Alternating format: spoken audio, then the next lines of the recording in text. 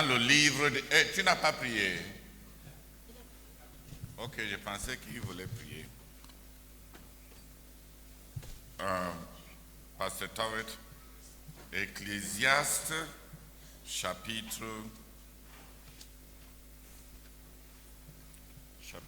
8.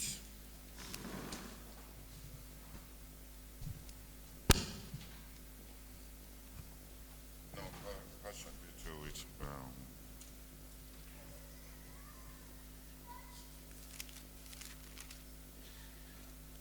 C'est chapitre 11, de verset 4 au verset 6.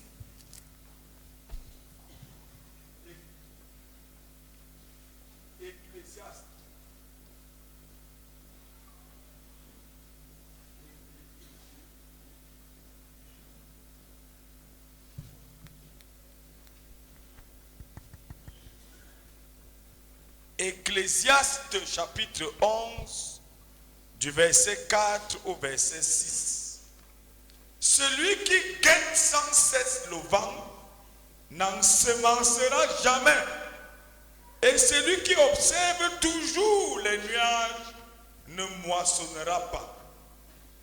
Tu ignores quel est le chemin du vent et tu ne sais pas comment se forment les os de l'embryon dans le sein de sa mère. De même, tu ne connais pas l'œuvre du Dieu qui fait toutes choses.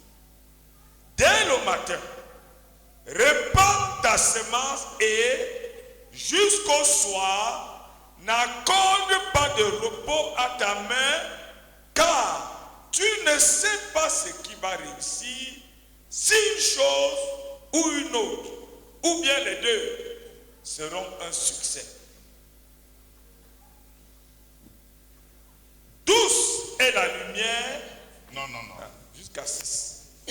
Alléluia. Amen. Prends une autre version, tu lis. Les versions diluées. Où est Julienne? Ta version. Les versions diluées là. 10 secondes. On peut les diluer d'abord. Tous les diluer. Parole vivante diluée. Parole de vie. Et Ecclésiaste chapitre 4, du verset 6 au verset, du verset 4 au... Ecclésiaste chapitre 11, du verset 4 au verset 6. Le paysan qui a peur du vent ne sème pas. Celui qui a peur de la pluie ne récolte pas. Comment un enfant est-il formé dans le ventre de sa mère? Et d'où vient le souffle de vie? Tu n'en sais rien. De même, tu ne peux pas connaître comment Dieu agit, lui qui fait toutes choses. C'est pourquoi, sème tes graines dès le matin. N'arrête pas de travailler jusqu'au soir. En effet, quelle activité va réussir? Celle-ci ou celle-là, tu l'ignores. Elles sont peut-être bonnes toutes les deux. Amen. Français courant. Ecclésiaste chapitre 11 du verset 4 au verset 6. Celui qui a peur que vienne le vent ou la pluie ne pourra jamais s'aimer ni moissonner. Tu ne sais pas comment la vie se forme dans le ventre d'une femme enceinte. Tu peux encore moins comprendre comment Dieu agit, lui qui fait tout. C'est pourquoi sème ton grain dès le matin et jusqu'au soir, n'arrête pas de travailler. Tu ne sais pas quelle partie de ton travail réussira ou si tu tireras profit de toute ton activité. Amen. Amen. Alléluia. Je pense qu'on a lu New King James. en français. In English, please. In English? Yes, sir. Okay. He who observes the wind shall not sow, and he who regards the cloud shall not reap. As you know not what is the way of the Spirit, nor how the bonds do grow in the womb of her who is with child, even so you know not the work of God who makes all. In the morning, sow your seed, and in the evening, withhold not your hand. For you know not whether shall prosper, either this or that, or whether they both shall be alike good. Amen.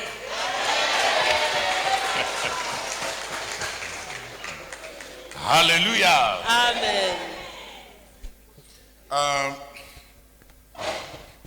La semaine passée, on a parlé de la planification, n'est-ce pas?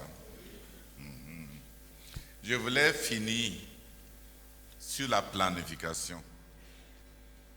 Les gens qui ont fait des plans, établi les buts ou bien des objectifs, ils se butent contre une chose. Ils attendent des conditions favorables.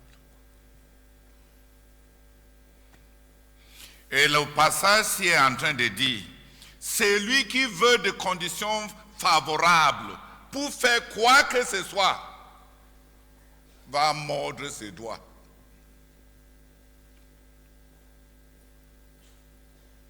C'est lui qui veut des conditions favorables pour commencer à servir Dieu. C'est lui qui veut juste, je vais juste finir de me marier pour que je ne brûle plus. Après, je vais me concentrer pour servir Dieu. Tu mens. Oh, si le Seigneur nous envoyait notre enfant, on va finir avec l'accouchement. Comme ça, je vais concentrer sur le service de Dieu. Menteur.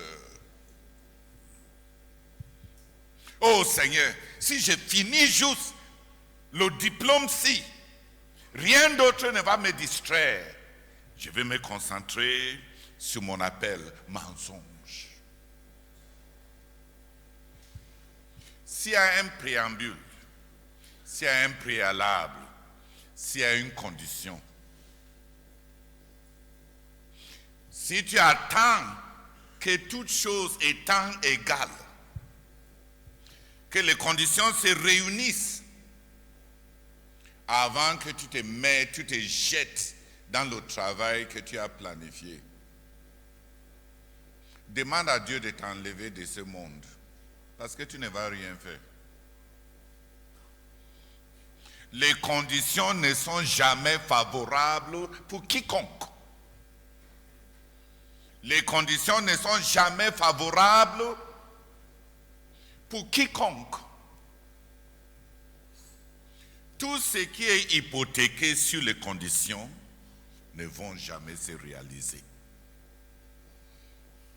Tout projet que tu as hypothéqué sur des conditions bien réunies, ne vont jamais se réaliser. Si on attend l'argent avant de croire, on ne va jamais croire. Si on veut que l'argent soit là avant qu'on entame un projet, vaut mieux oublier le projet. Il n'y aura jamais. C'est pour ça que l'homme sage ici dit, celui qui regarde le vent pour voir s'il va pleuvoir ne va rien faire. Celui qui regarde s'il va pleuvoir maintenant, avant de décider d'aller au champ récolter, pour qu'il ne soit pas mouillé, va perdre la moisson. Donc même pour commencer le travail, si tu cherches des conditions, rien ne sera jamais approprié. Et vers la fin, donc du début à la fin, le début, tu veilles, tu attends que le climat soit bon avant de s'aimer. Ça, c'est le début, n'est-ce pas? Le soir, quand il faut récolter, tu veux voir s'il va pleuvoir. Donc, du début du travail jusqu'à la fin du travail, les conditions ne seront jamais favorables pour quiconque. Donc, celui qui a établi des plans et qui est en train de se dire, quand je vais juste finir ceci, quand l'autre va juste, quand tel va être normal.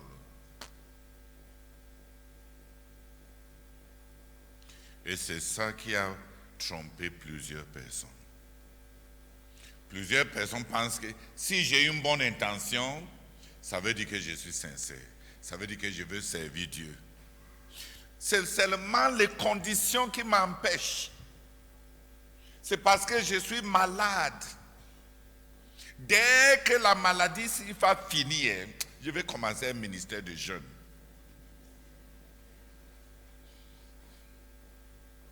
Oh, Dieu lui-même sait comment mon cœur est dans la vision-ci.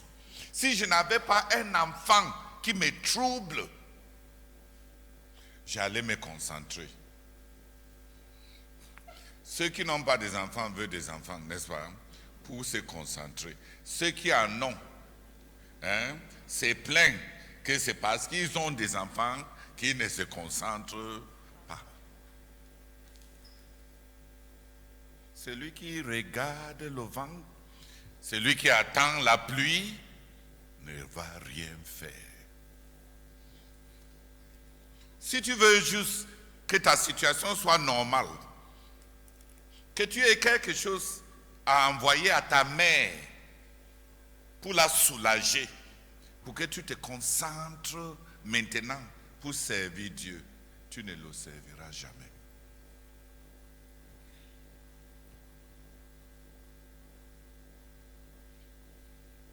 Et il y a des gens qui pensent que s'ils peuvent nous dire, c'est parce que mon corps, j'avais des problèmes de santé. C'est parce qu'à la maison, j'avais des problèmes de mariage.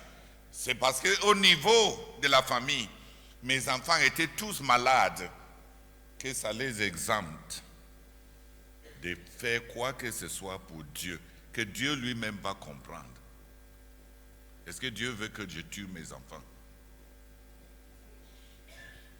Mais je t'assure, si tu réfléchis comme ça, tu ne serviras jamais Dieu.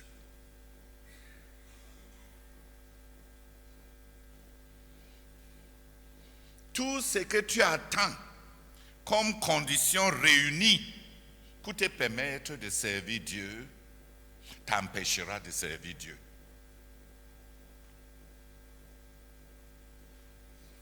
Et il y a des gens qui pensent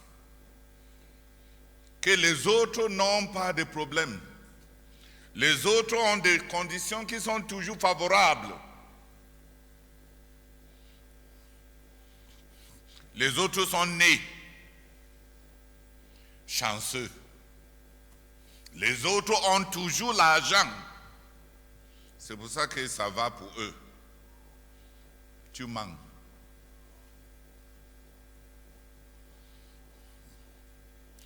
La deuxième chose, c'est que Salomon dit que celui qui veut voir, qui veut savoir exactement ce que Dieu va bénir, qui attend connaître la volonté de Dieu exactement avant de faire quelque chose, ne va rien faire. Il dit ici que tu te trompes pour rien.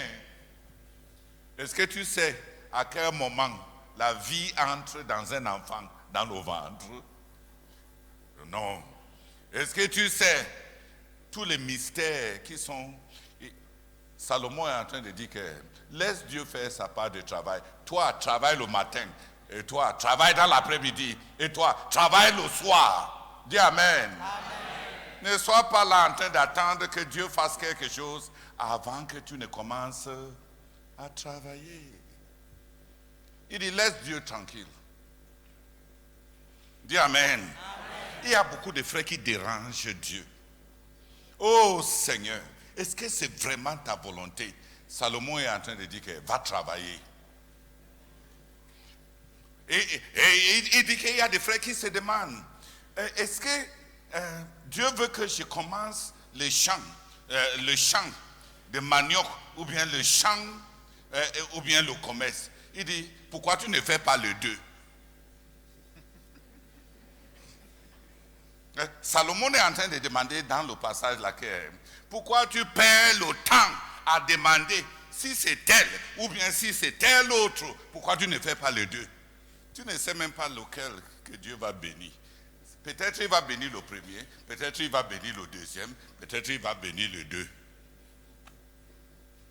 Il cesse de perdre le temps. Dieu est en train de parler à nous tous, n'est-ce pas? Parce qu'on perd le temps, on dérange Dieu. Oh, on dérange Dieu. On veut savoir, oh Seigneur, tu veux que je jeûne ou bien j'évangélise? Salomon dit simplement que fais les deux. Pourquoi tu déranges Dieu?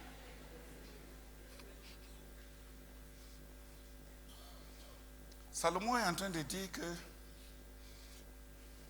ne passe pas tout ton temps à rêver sur ce que Dieu est en train de faire. Qu'est-ce que Dieu est en train de faire dans ma vie maintenant? Il faut que le Seigneur me révèle sa volonté. Et tu cherches, passes tout le temps et du travail.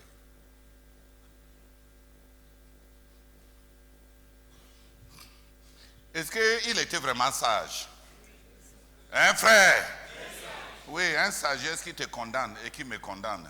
Dis Amen. Pour Salomon, celui qui attend des conditions favorables ne va rien faire. Qui a compris jusque-là? Deuxièmement, pour Salomon, celui qui veut que Dieu fasse d'abord son travail pour rendre les choses claires pour lui avant de faire quelque chose, ne va rien faire. Le problème, ce n'est pas Dieu.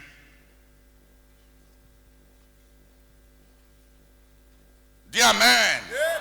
Le problème, ce n'est pas Dieu. Laisse Dieu tranquille. Oh frère, laisse Dieu tranquille. On laisse Dieu tranquille comment? En travaillant le matin. Et il dit quand le soir arrive, sois toujours en train de travailler.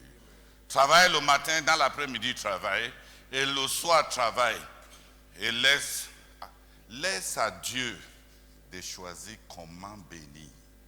Laisse à Dieu de faire sa part de travail. On ne sait pas comment Dieu fait sa part pour te bénir et pour t'apporter ce dont tu as besoin. Laisse Dieu faire sa part de travail. Toi, fais ta part de travail.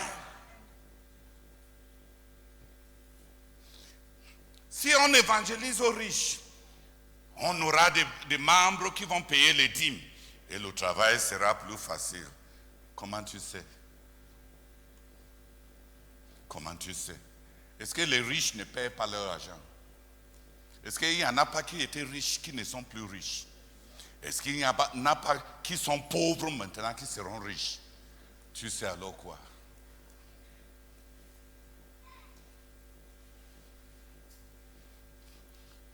Ça c'est un bon cœur à cœur, n'est-ce pas? C'est lui qui veut travailler, se met à travailler. Quand tu es malade, commence ton programme. Reporte le jeûne maintenant parce que tu es malade. Satan va se rassurer que chaque fois que tu veux jeûner, tu seras malade. Si moi-même j'ai été Satan, si moi-même j'étais Satan, et tu me montres que voilà la chose qui t'empêche de servir Dieu, n'est-ce pas, je veux utiliser ça.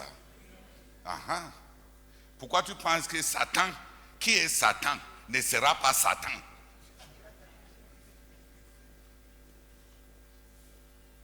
Dès que tu as montré à Satan ce qui va t'empêcher de servir Dieu, tu lui as donné une âme. Si c'est la maladie, il va se rassurer que tu tombes malade. Si c'est la frustration, il va se rassurer que tu sois toujours frustré. Si c'est les difficultés financières, il va se rassurer qui n'en manque pas.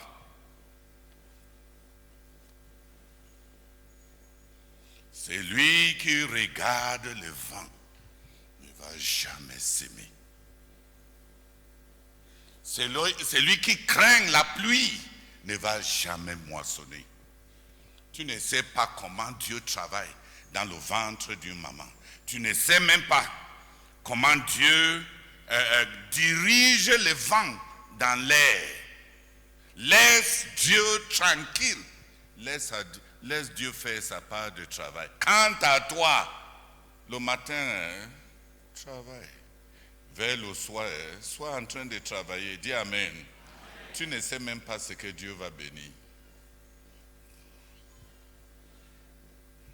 Tu ne sais même pas.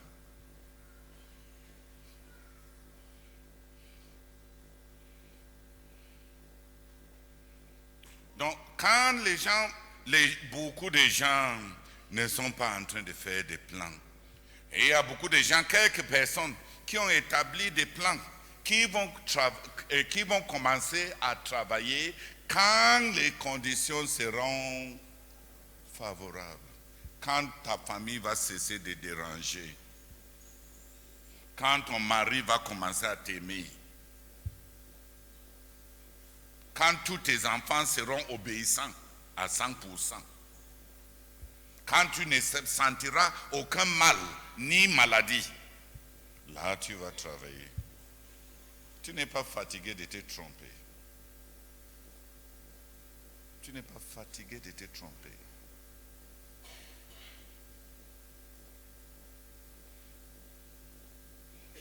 Celui qui regarde le vent ne va pas s'aimer. Celui qui craint la pluie ne va pas moissonner.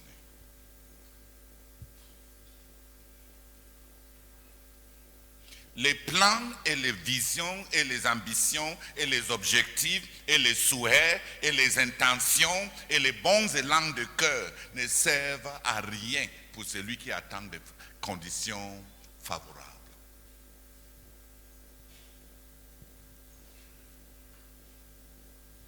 C'est juste une tromperie. C'est une tromperie de nos cœurs, c'est une tromperie de Satan.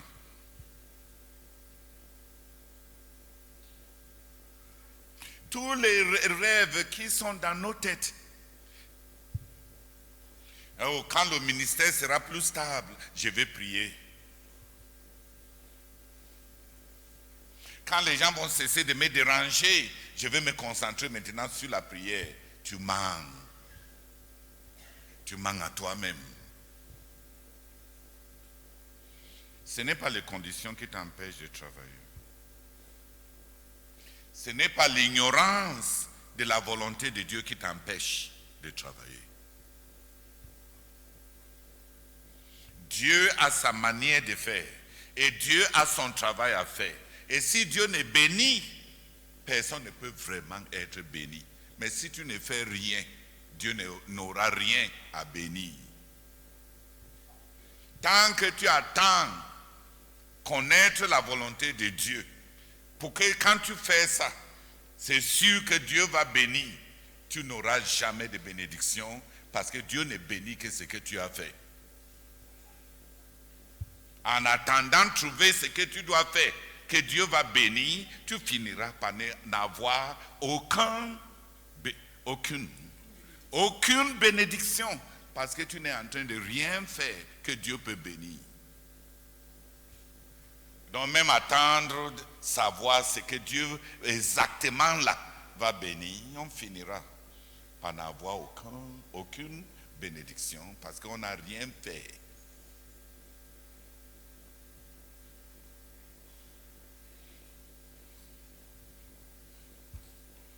Ah, quand j'aurai de bons couvriers, je vais décoller. Tu es en train de dire que tous les autres ont décollé là parce qu'ils avaient de bons couvriers. Mensonge.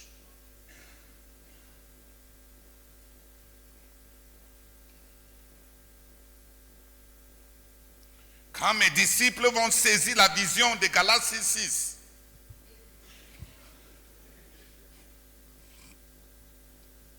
les choses seront plus faciles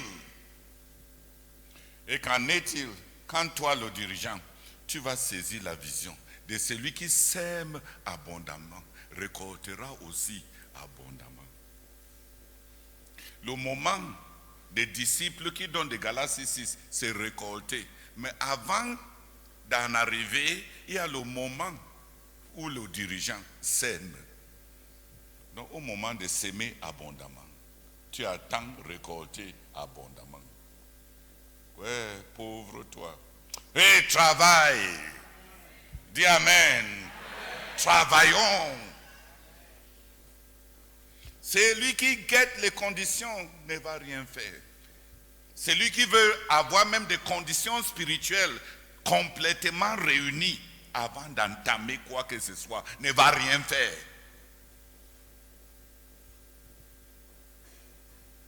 La passivité mentale, l'inertie dans l'activité et dans l'action finira par produire de la disette spirituelle et de la pauvreté dans tous les domaines.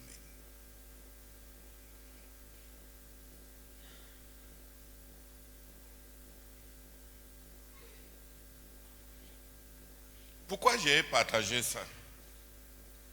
Il y a des gens qui attendent encore. Ils ont déjà établi les buts. Ils ont déjà établi les objectifs pour 2024, 2025. Voici février. Ils attendent encore que Dieu rende les conditions favorables. Alors, ils vont commencer à servir Dieu en 2025. On va arriver au 31 décembre et tu n'as pas commencé 2025.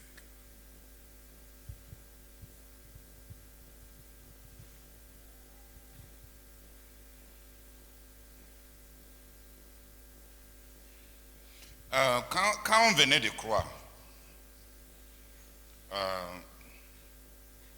on est parti au camp biblique de Mpundu. Le frère Zach enseignait, le frère Peter Schneider enseignait, un missionnaire américain, James, le frère James enseignait.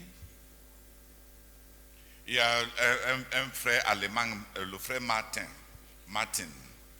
qui a enseigné.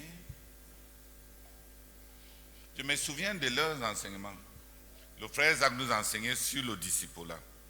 Le frère Peter Schneider nous a enseigné sur les baptêmes.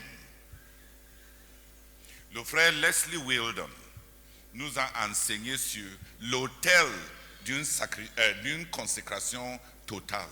L'autel singulier d'Isaac. La consécration où on n'a pas besoin de répéter la consécration parce que l'ancienne consécration tient des consécrations éternelles.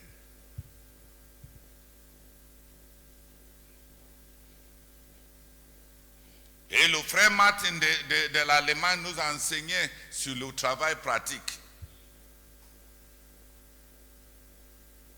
Quand on est parti de là, on était enflammé.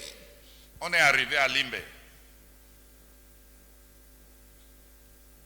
J'avais 16 ans. Mon grand frère avait 18 ans. Il y avait Margaret Williams, qui était à peu près entre mon frère et moi. Il y avait Ida Williams. On voulait obéir. La pluie qui tombe à Limbe, ce n'est pas la pluie qui tolère les parapluies. Dis Amen. Donc, on emballait nos Bibles dans les plastiques et on portait notre habit normal de sortie et de la maison, on entre directement dans la pluie et on part à Down Beach. On évangélisait, Limbe est planifié selon les grandes routes, les routes et des routes, l'ancien système anglophone d'urbanisme. On a commencé avec la route limitrophe à la mer. On a évangélisé tout jusqu'à la fin. On a pris la deuxième route qui passait devant l'église baptiste. On n'est pas les femmes. On n'a pas de cycle menstruel que la pluie va révéler. Dis Amen. Peut-être si on était des femmes, la pluie peut nous surprendre et ça nous révèle et ça nous expose. Mais les jeunes garçons, la pluie va révéler quoi? Et à notre époque, tous les caleçons étaient des polos. Les autres, là, qu'on attachait avec les...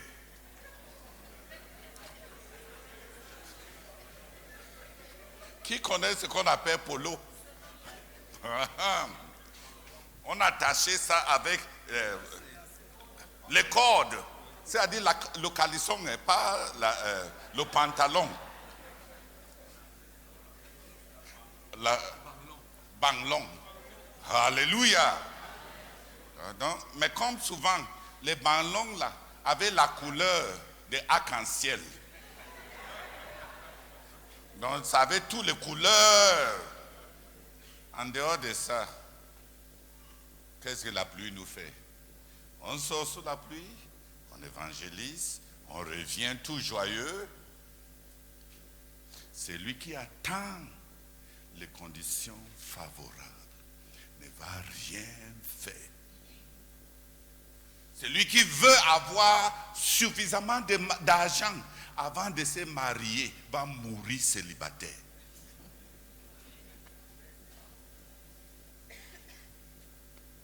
Si on ne vous a pas dit, hein, qui est encore célibataire ici?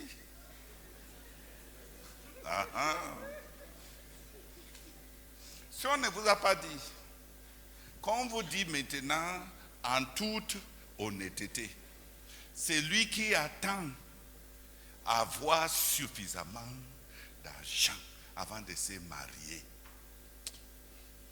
qu'il achète les jeans et qu'il se rassure qu'il est pur, on n'a pas de problème. Ton célibat ne dérange personne si tu es pur. Dis Amen. Ça va nous diminuer même les problèmes dans l'église. Porte le jean, attache la fermeture et va au ciel. Regarde tout droit, hein, et arrive au ciel. On n'a pas de problème. Mais si tu veux te marier et tu es toujours en train d'attendre que dans bientôt, je vais attraper un bon travail qui va me payer beaucoup d'argent, qui va me donner 300 000. Et après, je vais épargner 200 000. Et dans 5 mois, ça va donner. Fais toutes ces planifications, tu vas mourir célibataire. Celui qui attend le vent ne va jamais s'aimer. Celui qui a peur de la pluie ne va jamais récolter. Dis Amen. Dis à ton père d'attendre l'argent avant de t'envoyer à l'école. Et tu n'iras jamais à l'école. Parce que tant que tu n'es pas à l'école, l'argent disponible va servir à d'autres fins.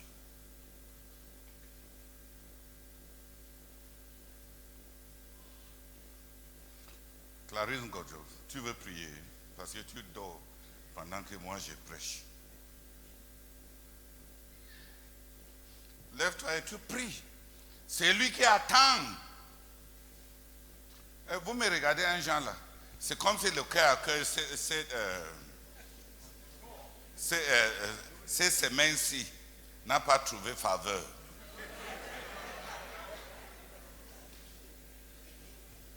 Mais chacun de vous sait que c'est la vérité.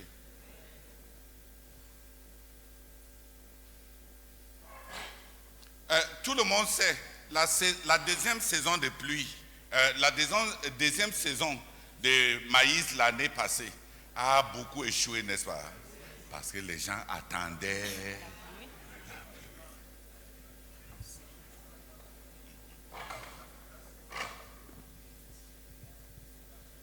Ils ont raté la saison parce qu'ils attendaient la pluie. Regardant, il fait chaud. Hey! La terre est encore dure pour labourer. Voilà que celui qui attendait n'a pas eu de maïs.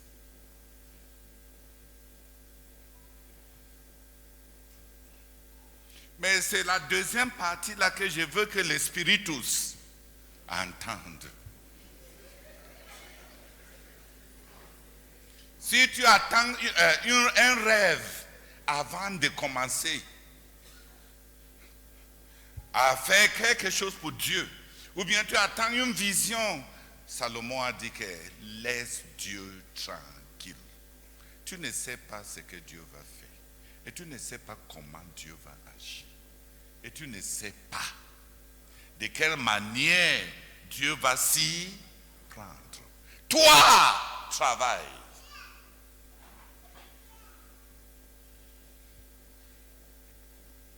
Si tu attends le moment, paye.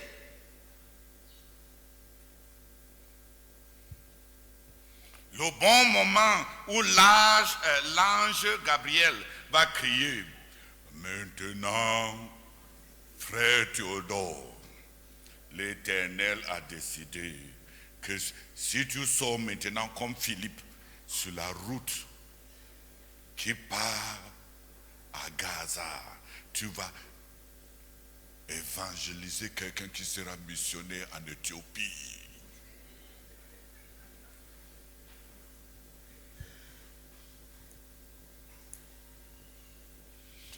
Même Philippe, lui, là, il a reçu cette directive-là parce qu'il était en train de travailler en Samarie. Si une voiture est stationnée, va tourner le volant à droite, tourner à gauche. Est-ce que la voiture bouge? Le volant et la direction ne servent qu'à une voiture qui est en mouvement. Si toi tu ne bouges pas, Dieu va te diriger comment? Si tu n'es en train de rien faire et Dieu tourne le volant de ton cœur à droite, est-ce que ça va te bouger? Il tourne à gauche, est-ce que ça va te bouger? Qui ne fait rien ne peut être dirigé par Dieu.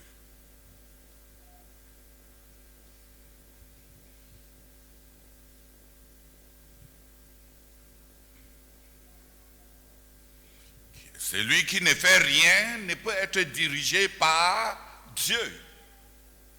Et Salomon dit, ouais frère, pourquoi tu n'as pas commencé? Même si tu n'étais pas sûr, si celui-ci, c'est ce que Dieu va bénir, il fallait juste commencer. Parce qu'on ne sait pas ce que Dieu va faire. Tantôt, il peut bénir tel, tantôt, il peut même bénir tel, ou bien tantôt, il peut même bénir les deux. Va travailler. Le matin, travaille. Même le soir, quand les autres rentrent, travaille. Et dans la CMCI, on ajoute, pendant la nuit, pendant que les autres dorment, travaille.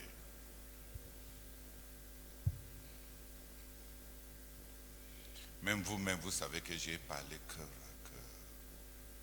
Maintenant, venez prier cœur à cœur.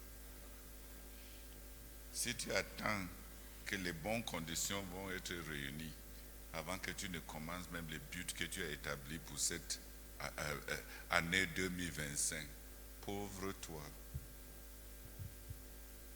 tu ne vas pas vivre 2025. 2025 va te glisser.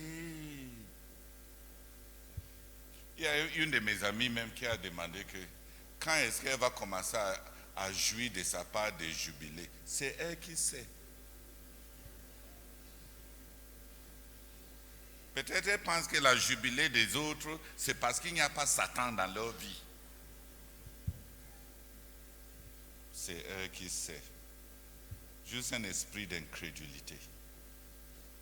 Chacun peut décider de se saisir de Dieu et avoir une année de jubilé. Qui t'a dit que l'année de jubilé pour certaines personnes, c'est parce qu'ils n'ont pas de problème.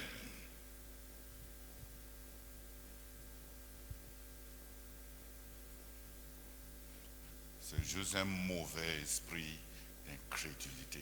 Dieu n'est pas à l'épreuve pour donner à quiconque une année de jubilé. Il nous a dit que c'est une année de jubilé. À nous de croire et de lui faire confiance. Qui t'a dit que la condition de ta vie est pire que pour les autres?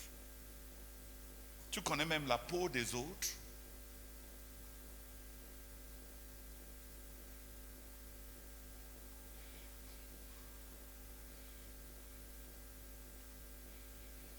Et venez prier pour que on obéisse à la sagesse de Salomon. Qu'on cesse de regarder la pluie, on cesse de regarder les temps, on cesse d'attendre de bonnes conditions et qu'on se jette à l'eau et on commence à travailler. Father, thank you, Lord God, for your word this evening. He who waits for favorable conditions will never do anything. Lord, thank you for making it clear to me, Lord. I will start the crusade on Monday. Receive all the glory, Lord. In Jesus' name, amen. Seigneur, merci. Parce que tu nous demandes de te croire et de nous mettre au travail. Seigneur, si je ne fais rien, Dieu n'aura rien à bénir. Oh Seigneur, je plaide pour moi-même. Parce qu'au fond de mon cœur, parfois, il y a des conditions que j'attends. Je les démantèle au nom de Jésus-Christ. Et je détruis cette attente malsaine et fausse au nom puissant de Jésus. Seigneur, tu bénis le travail. Tu bénis ce qui est fait. Au nom de Jésus. Amen. Amen.